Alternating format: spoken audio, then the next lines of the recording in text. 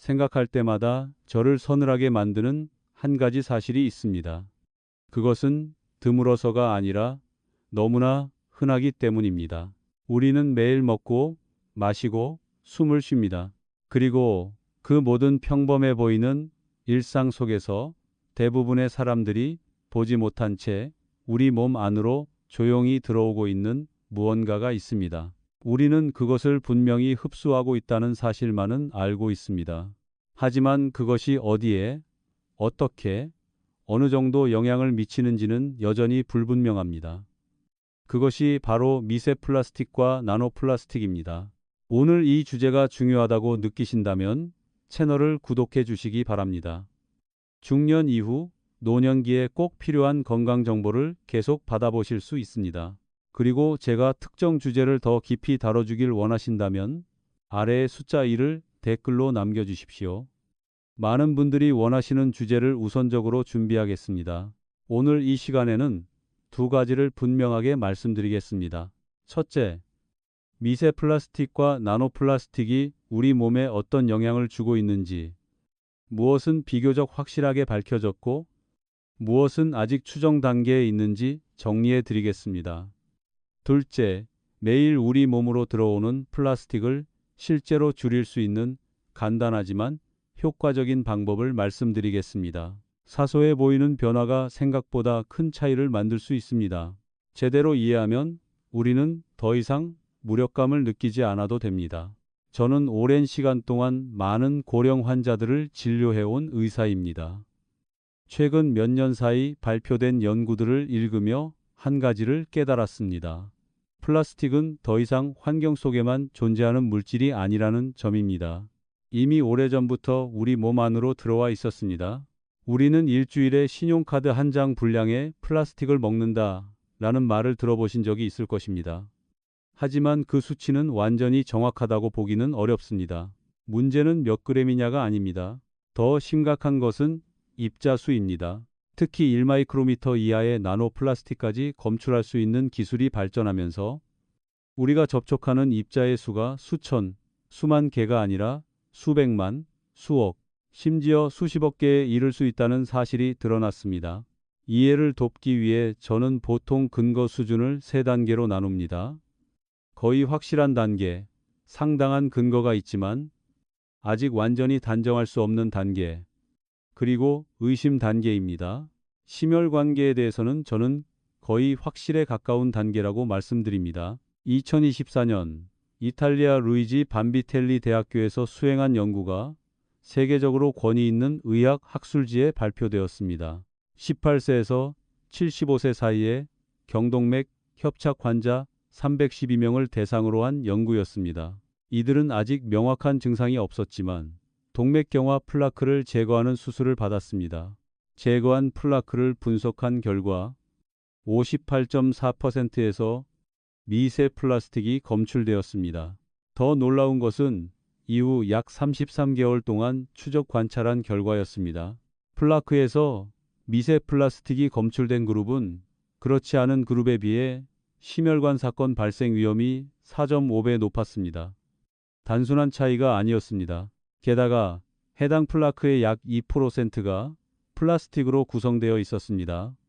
이미 혈관을 좁히고 있는 구조물 안에 날카로운 플라스틱 입자가 포함되어 있다고 생각해 보십시오. 이 입자들은 물리적 자극을 주고 면역세포가 이를 제거하려고 하면서 만성염증 반응을 유발할 수 있습니다.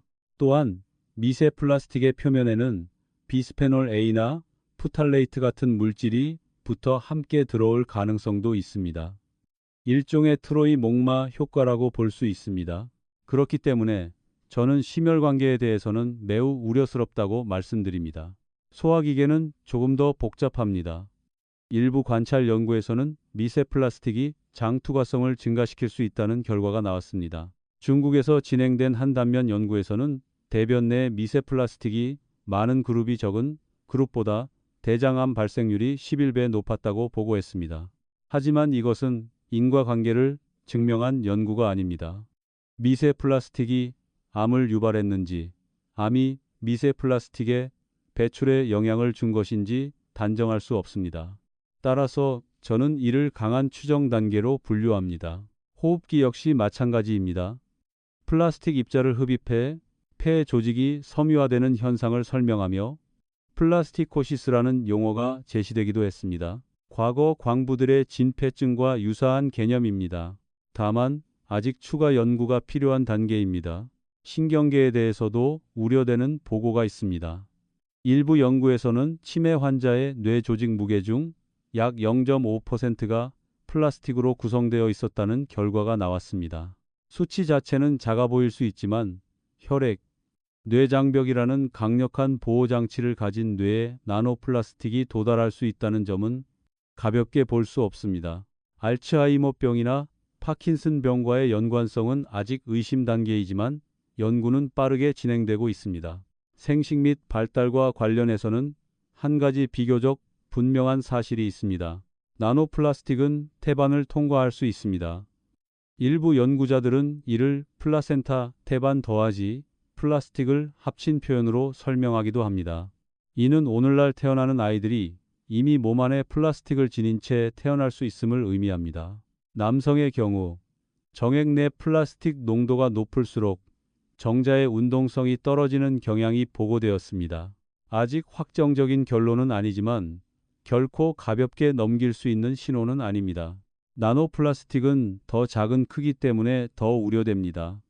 세포 내부로 들어가 미토콘드리아에 영향을 줄 수 있고 혈액, 뇌 장벽을 통과할 가능성도 있습니다. 유전 독성이나 암 발생과의 연관성 역시 현재 의심 단계로 연구가 진행 중입니다. 제가 지금까지 말씀드린 내용은 공포를 조성하기 위함이 아닙니다.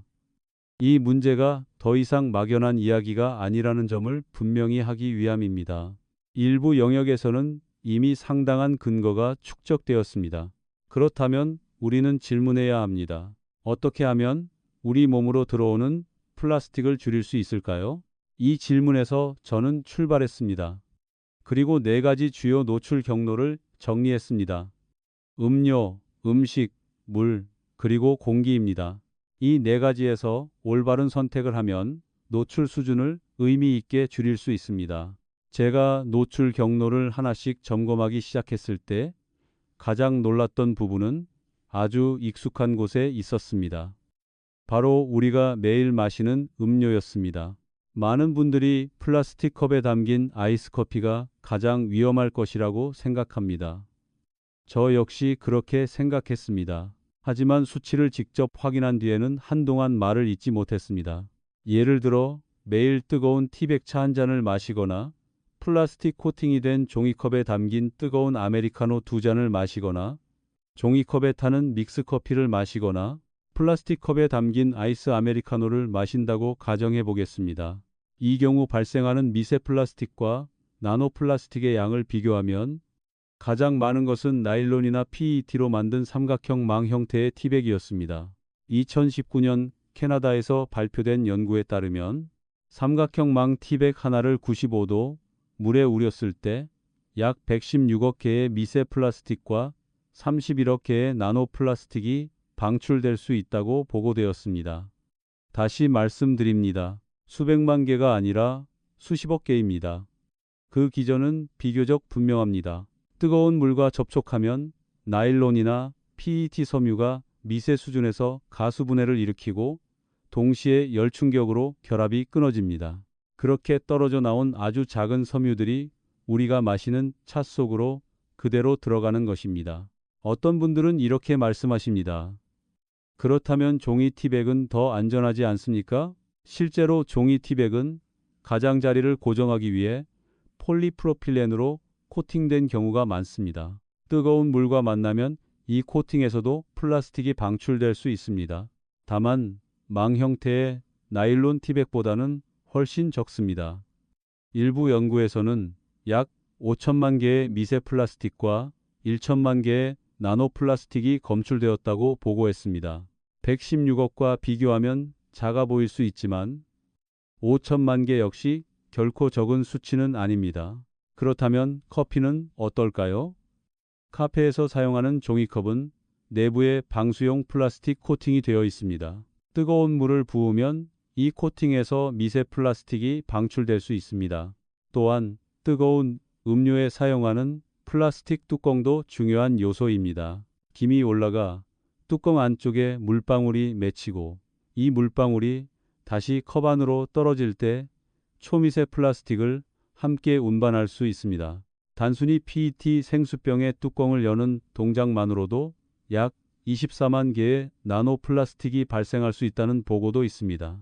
흥미로운 점은 플라스틱 컵에 담긴 아이스 아메리카노가 뜨거운 음료보다 방출량이 적다는 사실입니다. 높은 온도가 얼음의 마찰보다 플라스틱 방출을 더 촉진하기 때문입니다. 그러나 적다는 것이 없다는 의미는 아닙니다. 이 모든 데이터를 종합해보면 결론은 단순합니다. 차를 계속 드시고 싶다면 입차로 바꾸고 스테인리스 재질의 인퓨저를 사용하십시오.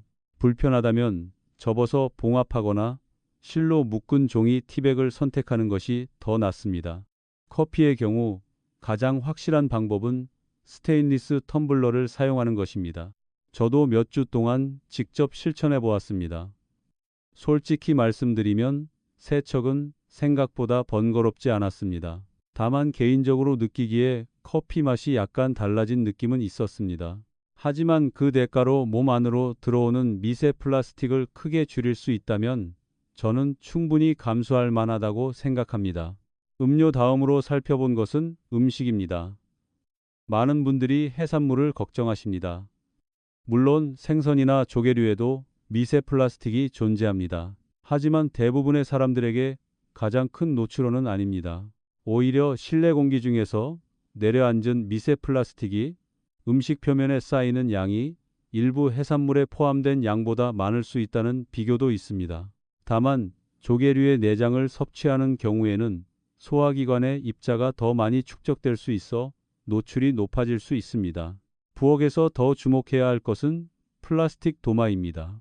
플라스틱 표면에서 칼질을 하면 미세한 홈이 생기고 시간이 지나면서 미세 플라스틱 조각이 떨어져 나옵니다. 한 추정에 따르면 플라스틱 도마로 인해 1년에 약 7,900만 개의 미세 플라스틱을 섭취할 수 있다고 합니다. 하루 평균 20만 개 이상입니다. 하지만 앞서 말씀드린 티백의 116억 개와 비교하면 규모의 차이가 얼마나 큰지 알 수 있습니다. 해결책은 복잡하지 않습니다. 나무 도마를 사용할 수 있습니다. 다만 위생 관리와 건조가 중요합니다. 스테인리스 도마는 플라스틱 발생이 거의 없지만 소리가 크고 손에 익숙하지 않을 수 있습니다. 실리콘 도마 역시 완전히 안전하다고 할 수는 없습니다. 실리콘도 폴리머 재질이기 때문에 시간이 지나면 입자를 방출할 수 있습니다. 또한 뜨거운 음식을 플라스틱 용기에 담는 경우, 특히 기름기가 많은 음식은 플라스틱 방출을 증가시킬 수 있습니다. 플라스틱 용기를 여러 번 전자레인지에 사용하거나 표면에 흠집이 난 상태로 계속 사용하는 것도 미세 플라스틱 발생을 늘립니다. 가능하다면 유리나 스테인리스 용기를 사용하는 것이 좋습니다. 다음은 물입니다. 저는 솔직히 말씀드립니다. PET 생수병은 가장 신중히 고려해야 할 노출원 중 하나입니다. 제조, 운송, 보관 과정에서 플라스틱이 발생할 수 있고 뚜껑을 여는 순간에도 나노 플라스틱이 방출될 수 있습니다. 앞서 말씀드린 것처럼 단순히 뚜껑을 여는 동작만으로도 수십만 개의 나노 플라스틱이 생길 수 있습니다. 물을 끓이면 줄어듭니까? 라는 질문을 받습니다.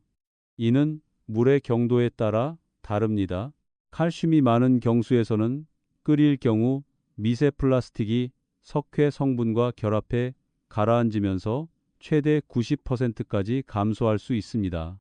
그러나 연수에서는 그 효과가 더 낮습니다. 현재 기술적으로 가장 효과적인 방법은 역삼투압, RO 방식의 정수 시스템입니다. 일반 필터는 미세 플라스틱 대부분을 걸러낼 수 있지만 나노 플라스틱은 통과할 수 있습니다. RO 시스템은 미세 및 나노 플라스틱을 99.99%까지 제거할 수 있는 것으로 보고되었습니다. 물속 플라스틱을 최대한 줄이고 싶다면 충분히 고려할 만한 방법입니다. 마지막은 공기입니다. 미세 플라스틱은 물과 음식뿐 아니라 실내 공기에도 떠다닙니다. 우리가 움직이고 옷을 갈아입고 청소할 때 이 입자들이 공기 중으로 다시 떠오르며 우리 주변에 일종의 개인 구름을 형성할 수 있습니다. 우리는 이를 인지하지 못한 채 들이마십니다. 해결책은 비교적 명확합니다. 헤파 필터를 사용하는 공기청정기는 매우 작은 입자까지 99, 97%까지 포집할 수 있습니다. 또한 물걸레 청소는 입자를 바닥에 붙잡아 두는데 도움이 되며 진공 청소기처럼 공중으로 다시 날리는 것을 줄여줍니다. 제가 모든 데이터를 종합하고 여러 상황을 가정해 계산해 보았을 때 매우 조심하는 사람이라도 연간 약 21만 개의 미세 플라스틱을 섭취할 수 있습니다. 그러나 세 가지 조치를 시행하면, 즉 스테인리스 텀블러 사용, RO 정수기 사용, 헤파 공기청정기 사용을 병행하면 그 수치를 연간 약 5만 1천 개까지 줄일 수 있습니다. 약 76% 감소입니다. 이 수치는 저에게 전혀 다른 느낌을 주었습니다. 더 이상 막연한 이야기가 아니었습니다. 우리는 현대 사회에서 미세 플라스틱을 완전히 없앨 수는 없습니다. 하지만 어디를 바꾸어야 하는지 정확히 알면 노출을 상당히 줄일 수 있습니다. 제가 장내 미생물 부분을 읽었을 때는 한동안 그대로 멈춰서 있을 수밖에 없었습니다. 이것은 더 이상 플라스틱이 몸을 통과해 배출되는 이야기만이 아니기 때문입니다. 이제는 우리 몸이 플라스틱의 존재에 적응하기 시작하고 있다는 이야기이기 때문입니다. 한국의 한 연구팀이 여러 성인의 대변 샘플을 분석한 결과 플라스틱을 먹을 수 있는 세균 균주들이 발견되었습니다. 구체적으로 이들은 비닐봉지에 사용되는 LDPE와 식품 용기에 흔히 쓰이는 PP를 에너지원으로 사용할 수 있는 능력을 가지고 있었습니다. 이 이야기를 들으면 어떤 분들은 이렇게 생각하실 수 있습니다. 그렇다면 좋은 일 아닌가요? 세균이 플라스틱을 분해해 주는 것 아닌가요? 하지만 문제는 그렇게 단순하지 않습니다. 이 균주들은 우리가 흔히 말하는 유익균이 아닙니다. 오히려 특정 조건에서 감염이나 염증과 연관될 수 있는 잠재적 병원성 세균에 속합니다. 더구나 플라스틱 분해 과정이 항상 깨끗하게 이루어지는 것도 아닙니다. 폴리머가 더 작은 구조로 잘려나갈 때 어떤 부산물이 생성되는지 우리는 아직 명확히 알지 못합니다. 오히려 생물학적 활성이 더 강한 화합물이 만들어질 가능성도 배제할 수 없습니다. 이는 곧 장내 미생물 생태계가 플라스틱이 존재하는 환경에 적응하며 변화하고 있다는 뜻입니다. 그러나 그 변화가 우리에게 이로운 방향일지는 확신할 수 없습니다. 특히 고령자의 경우 면역 체계가 이미 노화로 약해져 있습니다. 만약 장내 미생물 균형이 불리한 방향으로 기울어진다면 만성 염증 위험이 증가할 가능성도 생각해 보아야 합니다. 제가 이 말씀을 드리는 이유는 과도한 불안을 드리기 위함이 아닙니다. 다만 이것이 특정한 기관의 문제가 아니라는 점을 이해해 주셨으면 합니다. 심혈관계, 소화기계, 호흡기계, 신경계, 생식계까지 여러 영역에서 서로 다른 정도의 영양 신호가 관찰되고 있습니다. 이러한 영향이 시간과 함께 누적된다면 그 결과는 결코 가볍지 않을 수 있습니다. 어떤 분은 저에게 이렇게 물었습니다. 의사 선생님, 나노 플라스틱이 그렇게 작다면 세포 하나하나 안으로 들어갈 수 있습니까? 현재까지의 실험 결과를 보면 가능성이 있습니다. 실험실 연구에서 나노 플라스틱은 세포막을 통과할 수 있는 것으로 나타났습니다. 세포 안으로 들어가면 에너지를 생산하는 기관인 미토콘드리아에 접근할 수 있습니다. 만약 미토콘드리아가 손상된다면 세포 기능이 저하되고 염증 신호가 활성화되거나 세포 사멸이 촉진될 가능성도 있습니다. 특히 나노플라스틱이 혈내장벽을 통과할 수 있다는 점은 저를 깊이 생각하게 만듭니다. 뇌는 매우 엄격한 보호 장벽에 의해 지켜지는 기관입니다. 대부분의 독성 물질은 쉽게 통과하지 못합니다. 그러나 나노플라스틱의 극도로 작은 크기는 이러한 방어 체계를 우회할 수 있게 합니다. 알츠하이머병이나 파킨슨병과의 직접적 연관성은 아직 연구 중이지만 실제로 뇌 조직에서 플라스틱이 발견되었다는 사실만으로도 우리는 이를 가볍게 여길 수 없습니다. 임신한 여성의 경우 나노플라스틱이 태반을 통과할 수 있다는 점이 일부 연구에서 확인되었습니다. 이는 해독 체계가 완전히 발달하지 않은 태아 역시 플라스틱에 노출될 수 있음을 의미합니다. 남성의 경우 정액 내 플라스틱 농도와 정자 운동성 감소 사이의 연관성도 보고되고 있습니다. 아직 확정적 결론은 아니지만 전 세계적으로 출산율이 감소하는 추세를 생각하면 이 요소를 무시하기 어렵습니다. 하지만 지금까지 말씀드린 내용을 듣고 잠시 멈춰 생각해 보셨으면 합니다. 우리는 실험실에서 사는 것이 아닙니다. 우리는 플라스틱이 일상 곳곳에 존재하는 현대 사회에서 살아가고 있습니다. 그래서 무력감을 느끼기 쉽습니다. 저 역시 티백 하나에서 수십억 개의 입자가 나온다는 수치를 처음 접했을 때 같은 감정을 느꼈습니다. 그래서 저는 스스로에게 질문했습니다. 수많은 노출원 가운데 우리가 가장 강하게 개입할 수 있는 지점은 어디인가? 작은 변화로 가장 큰 효과를 얻을 수 있는 곳은 어디인가? 데이터를 가정 모델에 넣어 시뮬레이션을 해보았습니다. 비교적 조심하는 사람의 시나리오를 가정했습니다. 망 형태 티백은 사용하지 않고 플라스틱 도마를 줄이며 생수병을 자주 마시지 않는 경우입니다. 그럼에도 불구하고 외부 공기, 가공식품, 직장 환경 등 완전히 피하기 어려운 요인으로 인해 연간 약 21만 개의 미세 플라스틱이 체내로 들어오는 것으로 추정되었습니다. 그 다음 세 가지 변화를 추가했습니다. 모든 뜨거운 음료를 스테인리스 용기에 담고 가정용 물의 RO 정수 시스템을 적용하며 실내 공간에서 헤파 공기청정기를 가동하는 조건입니다. 시뮬레이션 결과 연간 약 5만 1천 개 수준으로 감소했습니다. 약 76% 감소입니다. 이는 우리가 0이라는 숫자에 도달할 수는 없다는 의미입니다. 그러나 4분의 3을 줄일 수 있다는 뜻이기도 합니다. 특히 중년 이후의 건강에서 하나의 위험 요인을 70% 이상 낮춘다는 것은 결코 작은 변화가 아닙니다. 예전에 한 환자분이 제게 이렇게 말씀하셨습니다. 선생님, 이제는 뭐든지 다 위험하다는데 어떻게 살아야 합니까? 저는 이렇게 답했습니다. 모든 위험을 제거할 수는 없지만 줄이기 쉬운 위험부터 선택해 줄일 수는 있다고. 미세 플라스틱은 눈에 보이지 않습니다. 그러나 더 이상 막연한 이야기만은 아닙니다. 특히 심혈관계 영역에서는 상당히 강한 근거가 축적되고 있습니다.